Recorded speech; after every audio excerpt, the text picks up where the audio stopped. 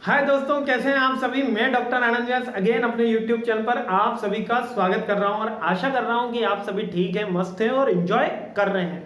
आपका इतना प्यार मिल रहा है चैनल को कि उसके लिए तो सबसे पहले बहुत ही दिल से हमारा धन्यवाद। आप सभी मेहनत कर रहे हैं, उसके साथ हम भी मेहनत करने की कोशिश कर रहा हूं मैं कि आप सभी का जल्द से जल्द सारे सब्जेक्ट का रिवीजन करा सकूं। डिजाइन थिंकिंग का मैं रिवीजन करवा चुका हूं ऑलरेडी, उसके वीडियो अपलोडेड है। अकाउंट्स और स्टैटिस्टिक्स दोनों सब्जेक्ट का रिवीजन कराऊंगा आपके एग्जाम से पहले, आप चिंता मत करिएगा। इंपॉर्टेंट क्वेश्चंस भी बताऊंगा, मैनेजर इकोनॉमिक्स के भी इंपॉर्टेंट क्वेश्चन बताऊंगा। पर आप जरा कमेंट करके हमें बता दें कि आपको समझ में आता है या नहीं आता। इससे हमारी टीम को अच्छा लगता है, फीडबैक पता चलता है, कहीं पे हमारे कोई क्वेरी होती है, कोई प्रॉब्लम होती है तो हमें इशू सॉर्ट आउट हो सके और हम आपके पास क्वालिटी से क्वालिटी कंटेंट पहुंचा सके। ठीक है, अच्छे से अच्छा कंटेंट पहुंचा सके। तो अगर आप MBA, BBA, BCom, UGC NET के स्टूडेंट हैं तो ये वीडियो आपके लिए है। और अब तो बीटेक में भी मैनेजर इकोनॉमिक्स लॉन्च हो चुका है। फर्स्ट पार्ट में ऑलरेडी अपलोड कर चुका हूं, सेकंड पार्ट पे अपन आ चुके हैं और सेकंड पार्ट है इलास्टिसिटी ऑफ द डिमांड का। अब ये इलास्टिसिटी ऑफ द डिमांड क्या है सर? अब ये इलास्टिसिटी ऑफ द डिमांड समझने से पहले आपको एक बात याद करा देता हूं, बात बहुत जरूरी है वो बता देता हूं कि बिना इलास्टिसिटी ऑफ डिमांड के मैनेजर इकोनॉमिक्स का आज तक मैंने कोई पेपर बनते हुए नहीं देखा। मींस कि मैंने 10 साल से मैं एक मैनेजर इकोनॉमिक्स पढ़ा रहा हूं, लेकिन इलास्टिसिटी ऑफ डिमांड के बिना कोई फाइनल एग्जाम का पेपर निकल जाए, भले वो एमकॉम हो, एमए हो, एमबीए हो, संभव ही नहीं है। बीटेक हो, किसी पे भी, क्योंकि ये एक जान की तरह है कि मैनेजर इकोनॉमिक्स के अंदर हर किसी को लॉ ऑफ डिमांड और इलास्टिसिटी ऑफ डिमांड आना ही चाहिए। तो इसका क्या है, elasticity is the measure by the ratio of 2%, 2%, दो वेरिएबल। सर समझ में नहीं आया, कोई दिक्कत की बात नहीं है, फॉर्मूला भी है, देखो याद कह रहा हूं, गारंटी ले रहा हूं, फॉर्मूला याद करवा दूंगा, केवल वीडियो ध्यान से सुन लेना। तो चलिए बात शुरू करते हैं। टॉपिक है हमारा इलास्टिसिटी। क्या है टॉपिक? इलास्टिसिटी ऑफ डिमांड तो है, लेकिन पहले वर्ड तो निकाल लें अपन, इलास्टिसिटी।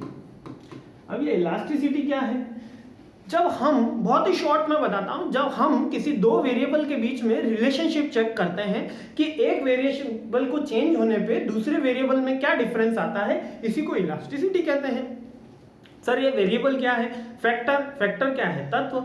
जैसे कि मेरी डिमांड, जैसे कि मेरी चॉइस बहुत सारी चीजों पर डिपेंड करती है। मेरी इनकम पे डिपेंड करती है, मेरी टेस्ट हैबिट प्रेफरेंस पे डिपेंड करती है, मेरे सब्स्टिट्यूट पे डिपेंड करती है, मींस कि मेरे जो सब्स्टिट्यूट प्रोडक्ट है उनकी प्राइस पे डिपेंड करती है, जो मेरी चॉइस के सब्स्टिट्यूट प्रोडक्ट है। तो मेरे जो डिमांड है वो बहुत सारे फैक्टर्स पे डिपेंड करती है। इंटरनल फैक्टर्स भी होते हैं, एक्सटर्नल फैक्टर्स भी होते हैं, legal policies, political issues, environmental factors, और ठीक है मेरा test, choice, preference, family issues, friends, society, culture, caste, ये सब पे मेरी डिमांड इफेक्ट करती है। तो किसी भी दो पे मेरी डिमांड के साथ, अगर मैं मेरी कास्ट का देखता हूं, मेरी डिमांड के साथ मैं मेरी इनकम का देखता हूं, मेरी डिमांड के साथ मैं मेरे फैमिली का देखता हूं, मेरी डिमांड के साथ मैं मेरी एज ग्रुप का देखता हूं, तो इसको रिलेशनशिप चेक करने को ही तो इलास्टिसिटी कहते हैं। यानी checking the relationship between the two variables, it's called elasticity. कितना सिंपल है, बुक के अंदर बहुत भर भर के लिखा है, लेकिन अपन तो समझ गए। अब इलास्टिसिटी ऑफ डिमांड की बात है। किसकी बात है? इलास्टिसिटी ऑफ डिमांड की। यानी कि हमको सर डिमांड के साथ इलास्टिसिटी चेक करनी है, यानी डिमांड में होने वाला परिवर्तन किन किन कारणों से होता है, डिमांड में क्यों क्यों चेंज होता है। तो सर डिमांड में तो सर बहुत सारे फैक्टर्स होते हैं, इकोनॉमिकल होते हैं, सोशल होते हैं, पॉलिटिकल होते हैं, ग्लोबल होते हैं, इनकम ग्रुप होती है, चॉइस, टेस्ट, प्रेफरेंस, सब होता है। तो क्या सब पढ़ना है? नहीं, केवल 3 तरीके की इंपैक्ट पढ़ने हैं जो आपने कोर्स में है। पहला है प्राइस, होता सबसे है, यानी प्राइस में होने वाले वेरिएशन से डिमांड में क्या फर्क पड़ता है, इनकम में होने वाले वेरिएशन से डिमांड में क्या फर्क पड़ता है, और है क्रॉस। 3 तरीके की इलास्टिसिटी है, प्राइस इलास्टिसिटी, इनकम इलास्टिसिटी और क्रॉस इलास्टिसिटी। प्राइस तो समझ गए, इनकम समझ गए, क्रॉस भी समझा देता हूं।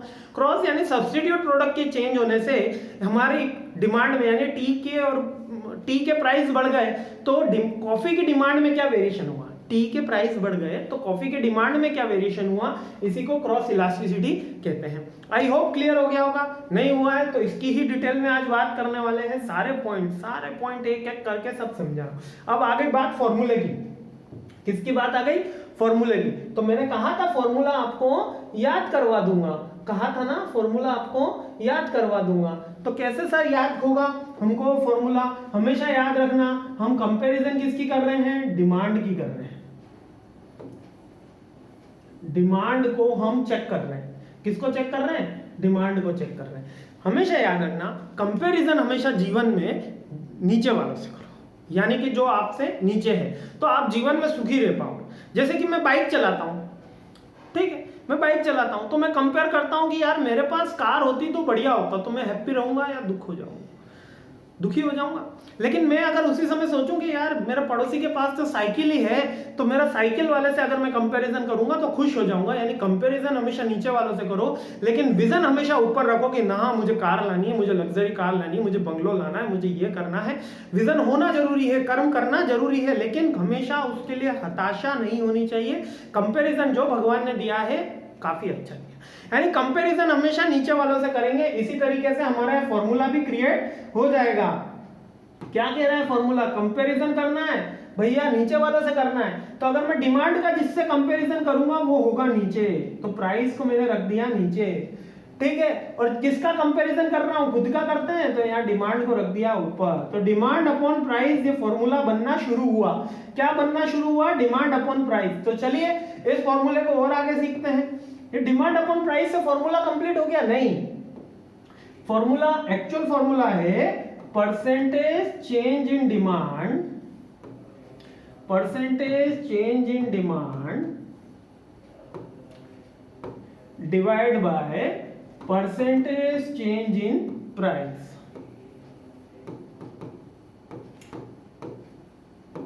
क्लियर हो गया?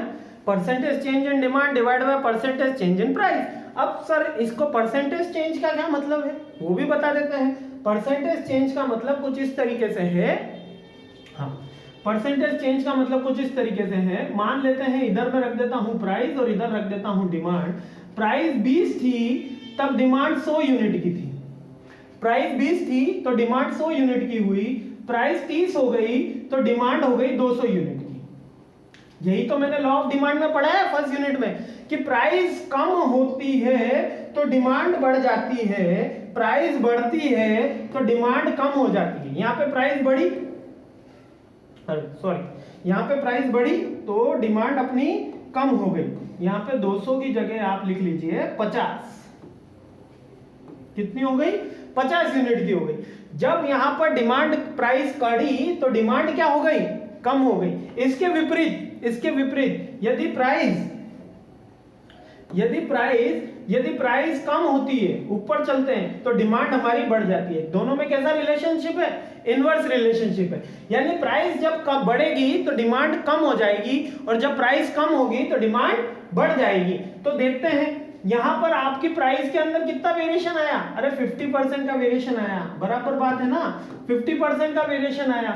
जब प्राइस 20 से 30 निकालोगे तो 50% का वेरिएशन आया, 50% प्राइस बढ़ी, तो यहाँ पे आपका 50% डिमांड के अंदर वेरिएशन आ गया। 100 का 50%, 50 कम हुआ, तो percentage change in demand divide by percentage change in price आ गया 1। अब ये 1 इलास्टिसिटी आई है आपकी, और 1 को कहते हैं unit elasticity. Type of elasticity में एक पॉइंट है यूनिट इलास्टिसिटी। जितना डिमांड में वेरिएशन आया प्राइस में, तो क्या हुआ? परसेंटेज चेंज इन प्राइस, यानी कि अपन कंपैरिजन करने के लिए प्राइस को नीचे रख रहे हैं, यानी कि प्राइस में जो वेरिएशन आया डिमांड में कितना वेरिएशन आया। आइए टाइप्स ऑफ इलास्टिसिटी सीखते हैं, उसी के अंदर ये पॉइंट और क्लियर हो जाएगा।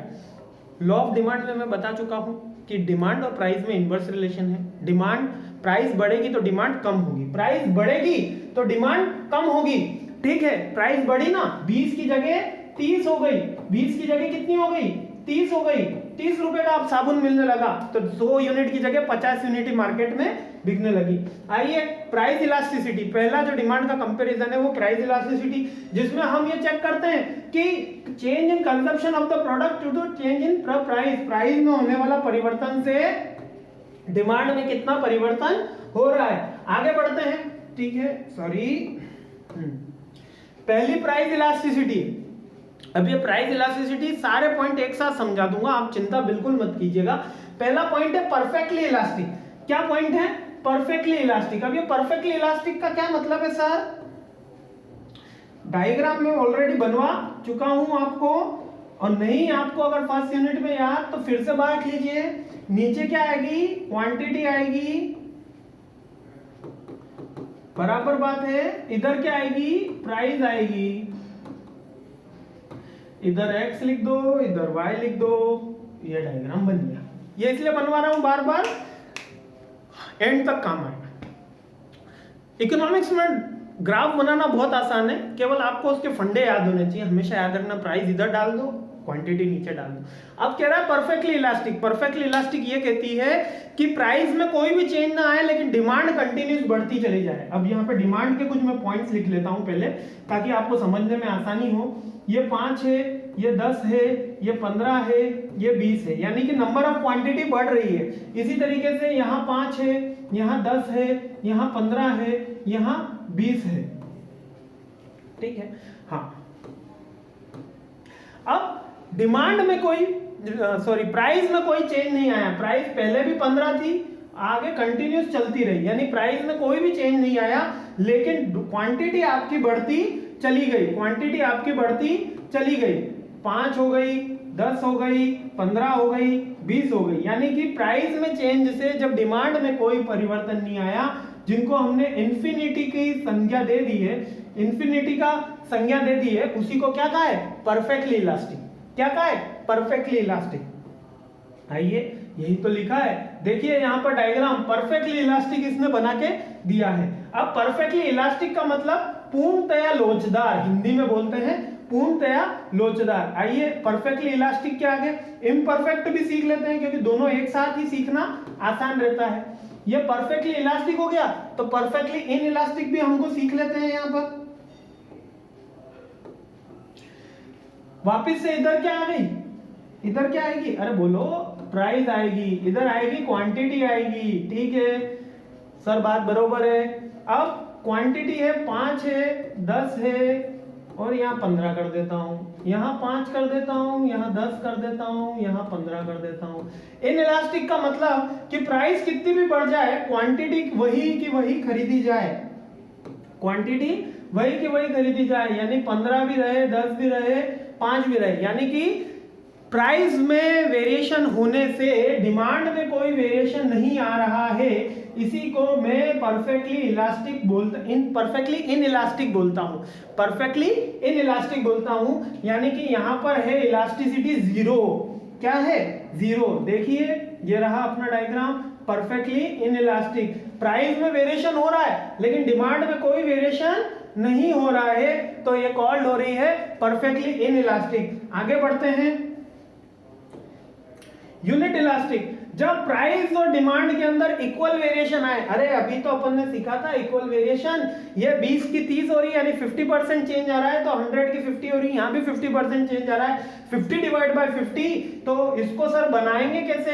अरे बनाना तो बहुत ही आसान है। कैसे आसान है सर? ये देखिए, ये बनाया मैंने, इधर क्वांटिटी रखी, इधर प्राइस रखी, इधर x लिखा, इधर y लिखा। अच्छा, ये x y लिखने के नंबर है, याद रखना एग्जाम में। प्राइस लिखने के, एक्सेस का नाम देने के, मार्जिन डालने के, 5, 10, 15, 20 लिखने के नंबर है। बच्चे भूल आते हैं, जल्दबाजी में छोड़ आते हैं, मर्जी हो वो कर आते हैं, ग्राफ बनाए आते हैं। ऐसा मत करना। कॉपी चेक करता हूँ, मेन एग्जाम की भी कॉपी चेक करता हूँ, आपके नहीं करूंगा, लेकिन इसके मार्क्स होते हैं। यूनिट इलास्टिसिटी, यानी कि प्राइस में जितना वेरिएशन आ रहा है, डिमांड में भी उतना ही वेरिएशन आता है। दोनों का ये एरिया, कौन सा एरिया सर? ये वाला एरिया कॉमन रहता है, ये वाला एरिया बराबर रहता है, तो इसको यूनिट इलास्टिसिटी कहते हैं। कौन सी इलास्टिसिटी कहते हैं? यूनिट इलास्टिसिटी, यानी यूनिटरी इलास्टिसिटी। और ये कौन सा कर्व है अपना? डिमांड कर्व है। डिमांड कर्व इसकी फर्स्ट यूनिट में सिखाया है। बोलो, समझ में आ रहा है ना? कि वापस से चलते हैं अपने डायग्राम के ऊपर।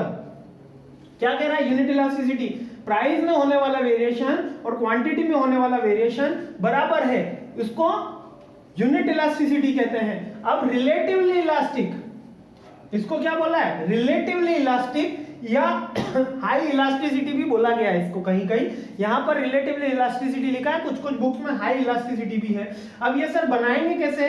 ये बनाएंगे ऐसे कि रिलेटिवली इलास्टिसिटी का बनाने का 5 तरीके हैं, याद रखना। कितने तरीके हैं? 5। पहला, परफेक्टली इलास्टिक जिसके अंदर कोई वेरिएशन नहीं हो रहा था, परफेक्ट किसमें डिमांड कंटिन्यूस आगे बढ़ रही थी, है ना। दूसरा परफेक्टली इन इलास्टिक जिसमें प्राइस सीधी खड़ी हुई थी। तीसरा यूनिट इलास्टिक, और चौथा जब ज्यादा वेरिएशन हो जाए इसको थोड़ा सा लेटा देना है। क्या करना है? लेटा देना है। वापस से इधर आऊंगा, इधर x लिखूंगा, इधर y लिखूंगा, इधर o लिखूंगा, इधर प्राइस लिखूंगा, इधर क्वांटिटी लिखूंगा, यहाँ पर 5 लिखता हूँ, यहाँ पे 10 लिखता हूँ, यहाँ पे 15 लिखता हूँ, यहाँ पे 5 लिखता हूँ, यहाँ पे 10 लिखता हूँ, यहाँ पे 15 लिखता हूँ। इतनी बात समझ में आ गई। थोड़ा सा लेटा देना। ये ग्राफ बनाना सिखा रहा हूँ, ग्राफ के बहुत अच्छे नंबर मिलते हैं अगर बन जाए। क्या करना है? लेटा देना है। किसको लेटा देना है? डिमांड कर्व को। डिमांड कर्व अभी सीधा बना रहे थे, अरे छोड़ो ये डिमांड कर्व, थोड़ा सा लेटा दो। लेटा दिया। अब क्या हुआ? डिमांड में तो इतना हुआ, फिर यहाँ पर इतना हुआ, तो क्या डिफरेंस आया अभी आपको देखने मिल रहा है यहाँ पर। यानी कि डिफरेंस क्या आया? यानी कि आपके जो प्राइस में वेरिएशन है वो तो कम है, प्राइस में जो वेरिएशन है वो तो कम है, लेकिन डिमांड में जो वेरिएशन है वो ज्यादा है। ज्यादा है ना दोस्तों। प्राइस में वेरिएशन है वो तो कम है, लेकिन डिमांड में वेरिएशन ज्यादा है। When elasticity is greater than 1, elasticity is greater than 1, जब इलास्टिसिटी ग्रेटर देन 1 होगी तो इस तरीके की इलास्टिसिटी को कौन सी इलास्टिसिटी बोल रहे हैं? अरे हाई इलास्टिसिटी भी बोल रहे हैं और रिलेटिवली इलास्टिसिटी भी बोल रहे हैं। ठीक है। अब relatively inelasticity, relatively inelastic या less elastic, relatively inelastic या लेस इलास्टिक, तो इसको सर कैसे बनाता है? इसको बनाने का भी फॉर्मूला अभी बता देते हैं। वापस से आते हैं अपन। अब तो याद हो गया होगा, इधर प्राइस है, इधर क्वांटिटी है, इधर y है, इधर x है, इधर o है। थोड़ा जल्दी जल्दी में बन रहा है ना। 5, 10, 15 और यहाँ 20 और यहाँ पे 5, 10, 15 और 20। अभी अपन ने लेटाया था, जब हाई इलास्टिसिटी निकाल रहे थे तो थोड़ा लेटाया था, अभी थोड़ा सा सीधा कर दो। यानी कि वो डंडा जो है अपना ये डिमांड कर्व का, उसको सीधा कर दो। तो भैया हमने सीधा कर दिया। तो कैसे बना? ये सर हमने ऐसा बना दिया। तो सर कैसे हुआ? ये ऐसा हुआ कि अब यहां से यहां मिलाया आपने, यहां से यहां मिलाया, तो सर क्या पता चला? इससे ये पता चला कि प्राइस में होने वाला वेरिएशन तो ज्यादा है, लेकिन डिमांड में होने वाला वेरिएशन कम है। तो E इज जो इलास्टिसिटी है वो 1 से कम है, यानी कि 1 से कम है, तो इसको लेस इलास्टिसिटी बोलते हैं या रिलेटिवली इन इलास्टिसिटी बोलते हैं। लेस भी लिख दोगे एग्जाम में, सही है। ग्राफ सही होना चाहिए। एक के अंदर तो थोड़ा लेटाना था, एक के अंदर थोड़ा सीधा रखना था, तो इसको इलास्टिसिटी इस तरीके से बोल दिया। आई होप क्लियर हो गया होगा। 5 टाइप में वापस से अपन आ जाते हैं। Perfectly elastic, perfectly elastic, perfectly in elastic, unit elastic, relatively elastic, relatively in elastic. याद रखना इसमें लेस देन 1 है, इसमें ग्रेटर देन 1 है, यहाँ पे 0 है, यहाँ पे इनफाइनाइट है और यहाँ पर इक्वल टू 1 है। ये 5 पॉइंट बिल्कुल एकदम याद होने चाहिए। एग्जाम के अंदर से बहुत इंपॉर्टेंट क्वेश्चन है, इसलिए अपन ने इसको लंबा समय दिया है। ठीक है, आगे बढ़ता हूँ। Income elasticity. अब सर ये इनकम इलास्टिसिटी, प्राइस खत्म हो गई? जी हाँ, खत्म हो गई। अपन ने निपटा दी। प्राइस के 5 ही वेरिएशन थे, यानी प्राइस में चेंज होने से डिमांड में क्या परिवर्तन आएगा? या तो ज्यादा आएगा या कम आएगा या इक्वल आएगा या कुछ भी नहीं आएगा। ज्यादा आएगा, कम आएगा, इक्वल आएगा, कुछ भी नहीं आएगा या अनंत आएगा। ये 5 वेरिएशन हो गए। अब इनकम इलास्टिसिटी, यानी इनकम बढ़ती है तो इंसान के खर्चे भी बढ़ेंगे, इनकम बढ़ेगी तो खर्चे भी बढ़ेंगे। अब यहाँ क्या लिखा है जरा वो पढ़ते हैं, उसके बाद में मेरी रामायण करता हूँ, वरना कहोगे कि सर बुक का नहीं बता रहे हो। तो बुक में क्या लिखा है? अब measure how a demand of product when the people's income change. Income के अंदर कोई परिवर्तन आया। इनकम इलास्टिसिटी 3 तरीके की होती है, नेगेटिव, पॉजिटिव और जीरो।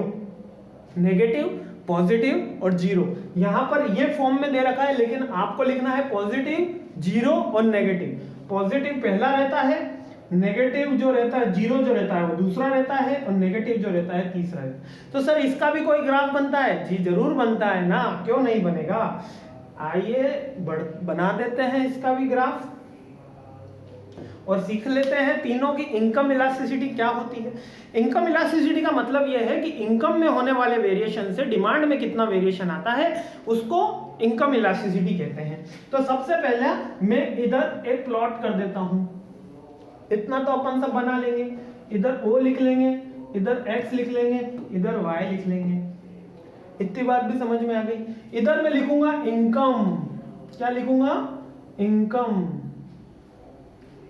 नहीं, इधर आप इनकम मत लिखो, दिक्कत आएगी।